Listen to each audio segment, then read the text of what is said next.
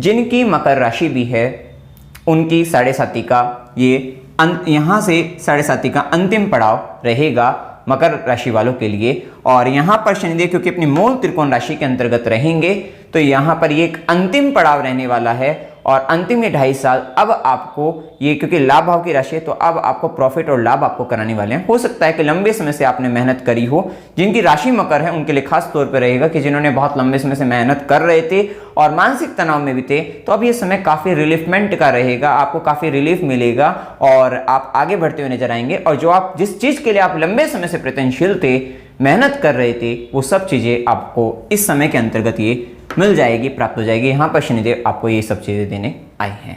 अब देखिए यहां पर लगन के स्वामी का संबंध जब द्वितीय भाव से आया है और शनिदेव कुंभ राशि में है तो यहां पर ये प्रभाव रहेगा। आप देखेंगे 17 जनवरी 2023 के बाद से आप कहीं ना कहीं अपने परिवार को लेकर ज्यादा समर्पण भाव के अंतर्गत आप आएंगे, अर्थात पारिवारिक तौर पर आपके ऊपर बड़ी जिम्मेदारियां आने वाली हैं। और विशेषतः आप अपने परिवार की वृद्धि करने वाले, क्योंकि शनि का प्रभाव यहाँ पर कहीं ना कहीं कुटुंब परिवार के जो लोग हैं, फैमिली को ग्रो करने का भी यहाँ पर काम रहेगा कि कहीं ना कहीं आप परिवार की वृद्धि करने का प्रयास करेंगे। हो सकता है कि फैमिली के अंतर्गत कुछ और बंदों की एंट्री आपके जीवन के अंतर्गत हो जाए, तो ये भी स्थिति यहाँ पर होने वाली है। ये प्रभाव आप देखेंगे। साथ ही क्योंकि यहाँ पर वाणी का भी प्रभाव है तो शनि के प्रभाव के कारण आप कहीं ना कहीं एक कटु सत्य जिसे कहते हैं और डायरेक्ट स्पीच जिसे कहेंगे, डायरेक्टली एकदम आप बोल देंगे, तो ऐसी स्थिति भी आपके साथ आएगी जिस पर आपको थोड़ा ध्यान रखना है, आपको केयरफुल रहना है इस बात को लेकर। ये स्थिति भी यहाँ पर रहने वाली है।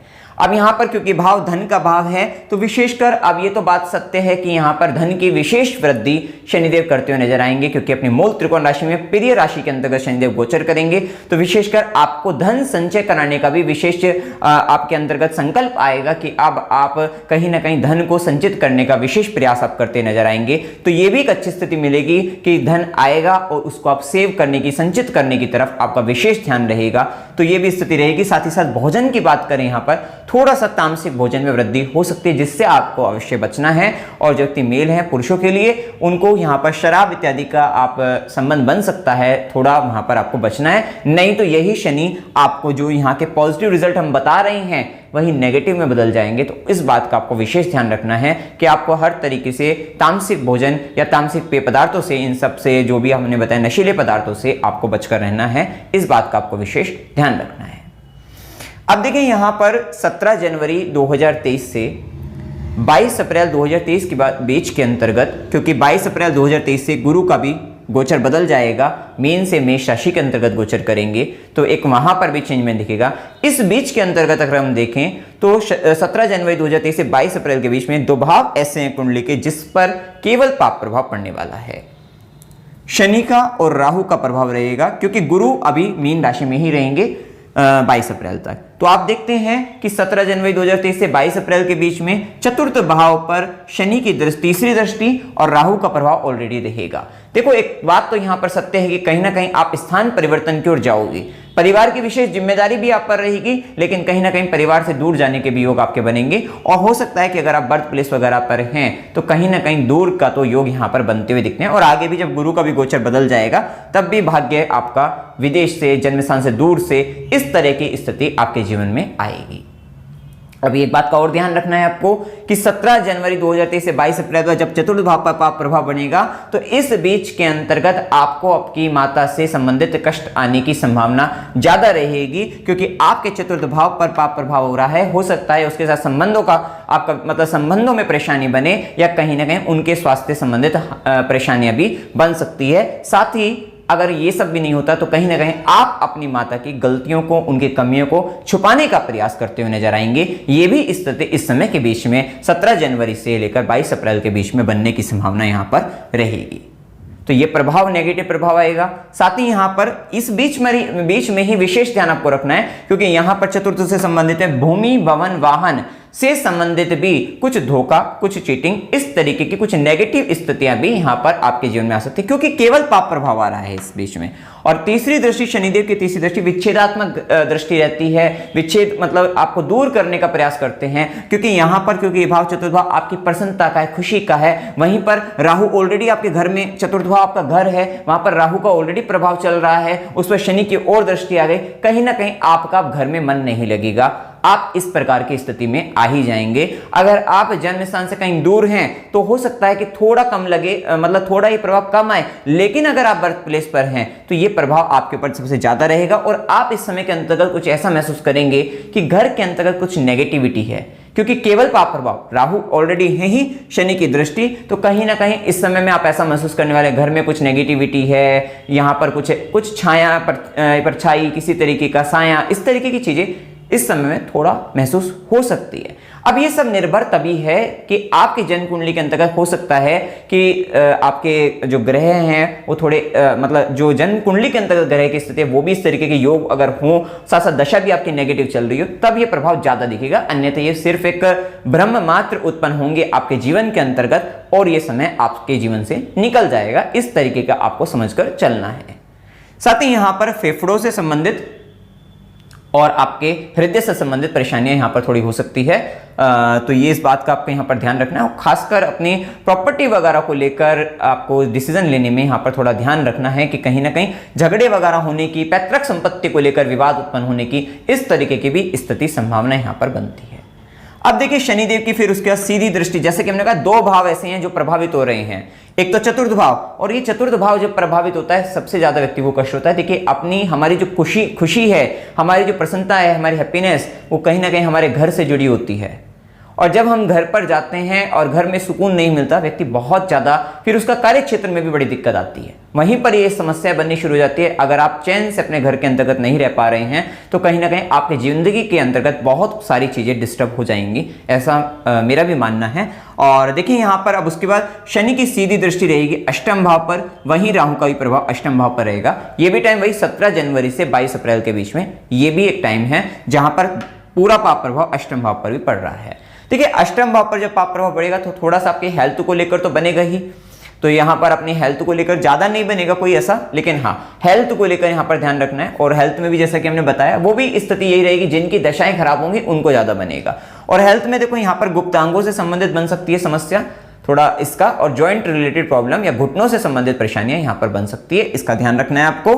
साथ ही यहां पर जो ससुराल पक्ष के लोग हैं, ससुराल पक्ष हो गया जो पैतृक संपत्ति का बताया, वहां पर थोड़ी समस्या रहेगी कि ससुराल पक्ष के लोगों के साथ आपका विवाद वगैरह बढ़ रहा है वहां से, क्योंकि पूरा पाप प्रभाव आएगा, शनि और राहु का प्रभाव आएगा, तो उस समय के अंतर्गत थोड़ा सा कम बातचीत में रहिएगा, तो थोड़ा ध्यान रखिएगा, या बोलते वक्त आपको थोड़ा सावधान रहना है उन लोगों के साथ, तो कहीं ना कहीं वहां से संबंधित कष्ट आने की संभावना है। अब ये किस प्रकार का होगा, आपकी जन्म कुंडली पर निर्भर करता है कि किस प्रकार का कष्ट रहेगा। तो वो स्थिति हो सकता है कि वे लोग काफी परेशानी में हो, उस समय के अंतर्गत आपको ज्यादा मेहनत करनी पड़ रही हो उनको लेकर, क्योंकि शनि की जब दृष्टि आती है तो रिलेशनशिप के अंतर्गत कहीं ना कहीं विशेष प्रयास आपको करना पड़ता है, ज्यादा मेहनत आपको करनी पड़ती है। तो यहां यही समय रहेगा कि हो सकता है कि आपके ससुराल पक्ष के लोगों को आपकी जरूरत हो और उस समय के अंतर्गत आपको उनके लिए काफी मेहनत, काफी प्रयास आपको करने पड़ रहे हैं, यह भी स्थिति हो सकती है। तो कष्ट आने की स्थितियां तरह तरह की हो सकती है, तो थोड़ा आपको वहां पर ध्यान रखना चाहिए, यह स्थिति यहां पर देखने को मिलेगी।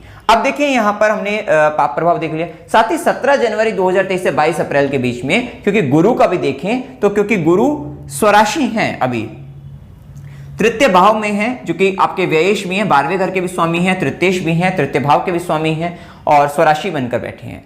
तो यहां पर गुरु फायदा भी करा रहे हैं। सॉफ्टवेयर फील्ड से रिलेटेड अगर आप हैं, या कम्युनिकेशन से रिलेटेड फील्ड में, या लेखन संबंधित कार्य क्षेत्र के अंतर्गत भी अगर आप हैं, तो वहां पर आपको काफी फायदा, काफी लाभ आपको दिला सकते हैं। अगर आप सोशल मीडिया से जुड़कर या फिर आप न्यूज इंटरनेट से जुड़कर कहीं ना कहीं इस तरीके से कुछ काम कर रहे हैं, तो वहां से संबंधित गुरु आपको फायदा करा सकते हैं, विशेषकर लेखन संबंधित कार्यों में, या रीडिंग से रिलेटेड, या फिर हो सकता है सॉफ्टवेयर से रिलेटेड, वहां पर आपको विशेष फायदा। क्योंकि ये देखिए 17 जनवरी 2023 से एक फायदा तो यही है क्योंकि शनि अपने क्षेत्र से, जो व्यक्ति शनि के क्षेत्र से संबंध रखते हैं वहां पर विशेष फायदा व्यक्ति को होगा। और क्योंकि ये वायु तत्व की राशि में है, अगर आपका वायु से संबंधित मतलब हो सकता है कि आप एयर मतलब एविएशन से रिलेटेड कुछ में इसमें काम में हो, और या फिर कहीं ना कहीं आपका संबंध अगर, क्योंकि शनि का क्षेत्र के अगर हम देखें तो हो सकता है कुछ टेक्निकल फील्ड के अंतर्गत भी अगर आप हैं तो वहां पर आपको विशेष फायदा हो सकता है। लोहे से संबंधित भी काम है वहां पर भी आपको मतलब बहुत फायदा, या तेल से संबंधित भी काम है क्योंकि शनि की दृष्टि अष्टम भाव पर भी रहेगी, तो यह भी प्रभाव रहेगा कि अगर आप वहां से संबंधित काम है तो वहां से आपको विशेष फायदा आपको हो सकता है। वहीं गुरु की दृष्टि में अमृत है, तो यह समय अब आपका रहेगा क्योंकि शनि की गुरु की 5वीं दृष्टि ज्ञान की दृष्टि सप्तम भाव पर रहेगी, तो यहां पर आपको आपका विवाह होने की प्रबल संभावना रहेगी।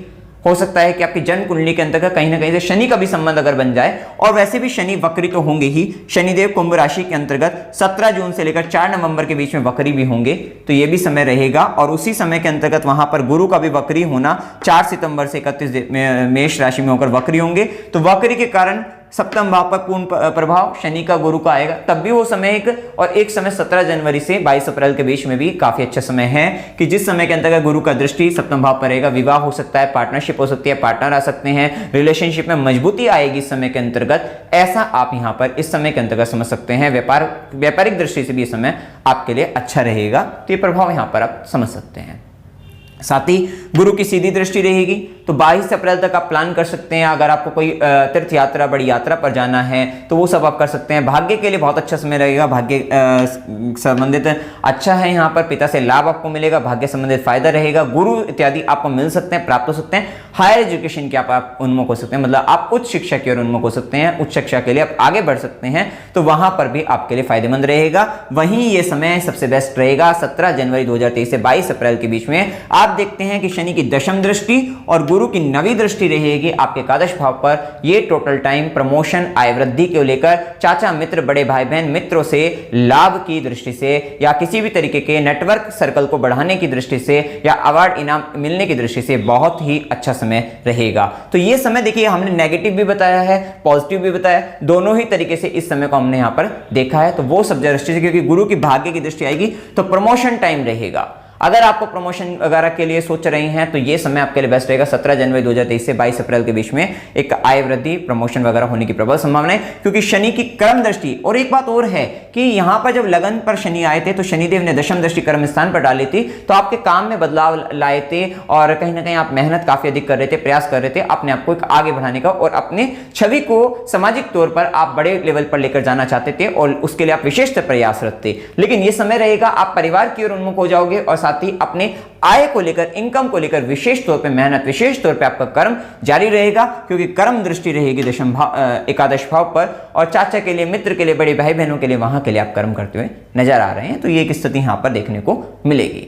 अब देखिए इसके बाद अगर हम देखें तो गुरु की दृष्टि जैसे कि हम देख चुके हैं, अब गुरु का प्रभाव 22 अप्रैल के बाद। अब आप देखिए कि 22 अप्रैल के बाद होगा यह कि गुरु चतुर्थ भाव में आएंगे, चतुर्थ भाव में आएंगे लेकिन राहु के साथ हैं।